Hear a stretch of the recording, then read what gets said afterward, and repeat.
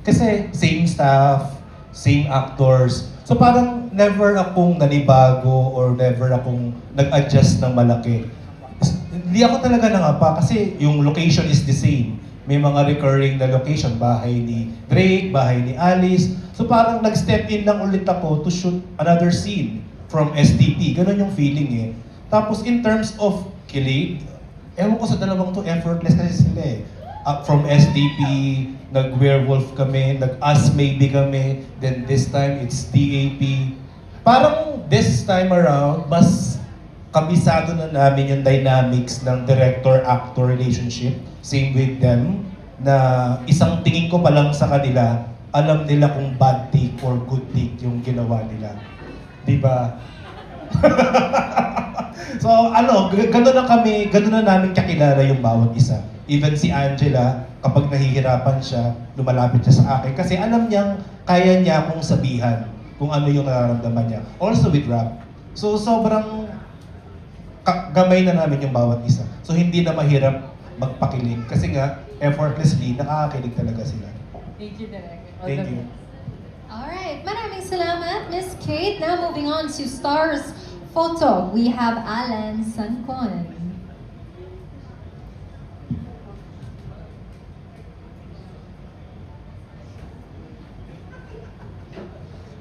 Hello.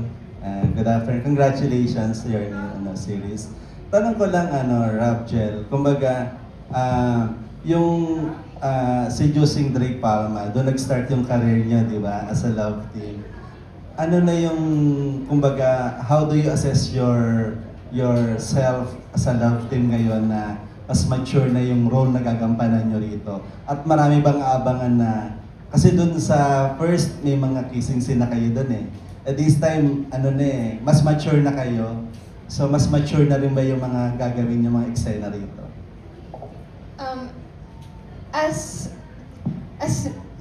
As we get more projects, katulad po nitong season 2 ng SDP, of course, mas nagiging challenging din po yung work namin. So, same with Alice and Drake, hindi na lang po siya pa-tweetums, pa-sweet. This time, they face real-life challenges na hindi mo aakalain, hindi mo i-expect. So kahit kami na hindi namin na-experience yon, we have to immerse ourselves in it na parang nangyari talaga siya. So that's the challenge. As a love team naman po, we face it together by being each other's strength. Parang lagi naming minomotivate yung isa't isa. Yun po. Robin?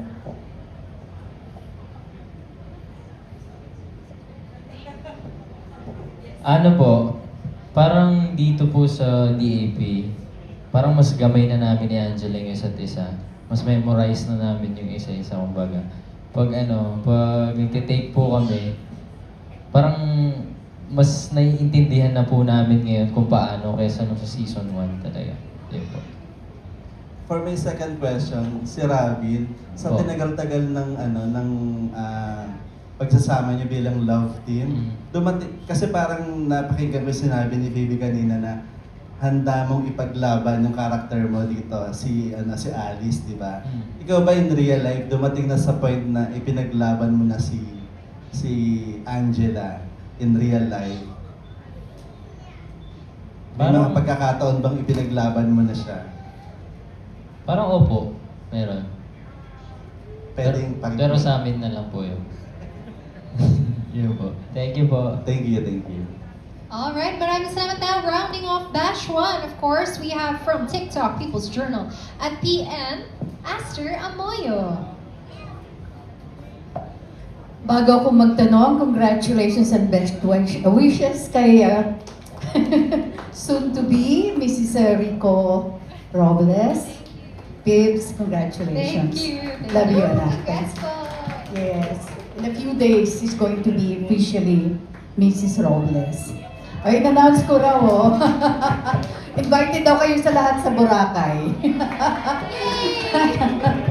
Anyway, gusto ko muna i-direct ang tanong ko kay Frost. Frost, congratulations ha.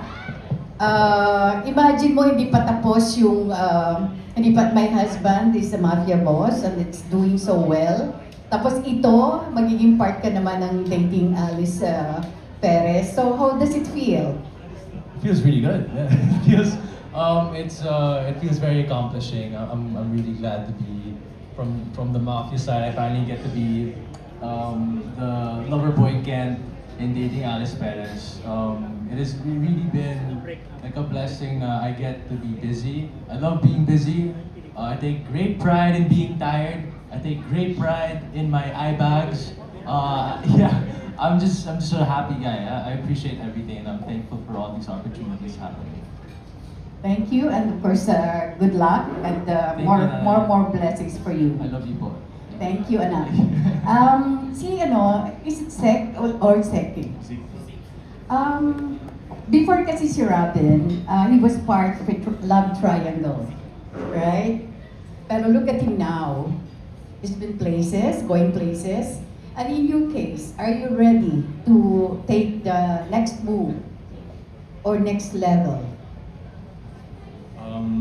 I think something as successful or as accomplishing as that, I don't think you can ever be ready.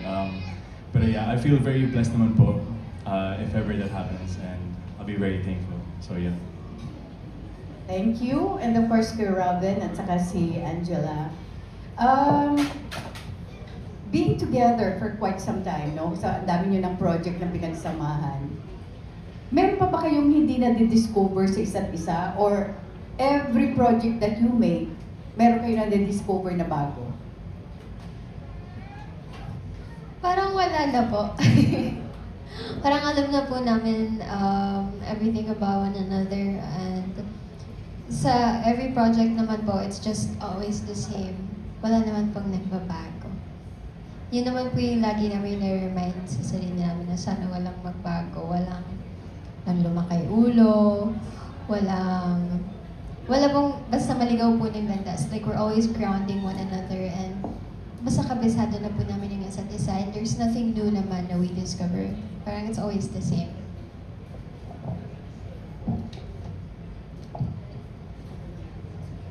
Parang wala na po, tita. Kasi parang gets na namin yung isa't isa. Yung parang pag tinignan niya ako, parang alam ko agad may kasalanan na ako. Pag tinignan ko siya, alam na niya agad. Yung parang naiintindihan na namin talaga yung isa't isa. Ayun po. Nakatampuhan pa ba kayo? Madalas po, So, paano kayo nagkakasundo muli? Paano nyo nasa-settle yung tampuhan nyo? ano po tita, tinatanggap po namin agad na may kasalanan. Kung sino man yung may kasalanan, tapos siya dapat yung una magsusorry. Kasi hindi namin naayusin hanggang hindi nagsusorry may kasalanan. Yun. Wow! Congratulations. Thank you, tita. Lastly, alam ko dapat dalawa lang, but I wanted to ask the rest of the cast. Yung respective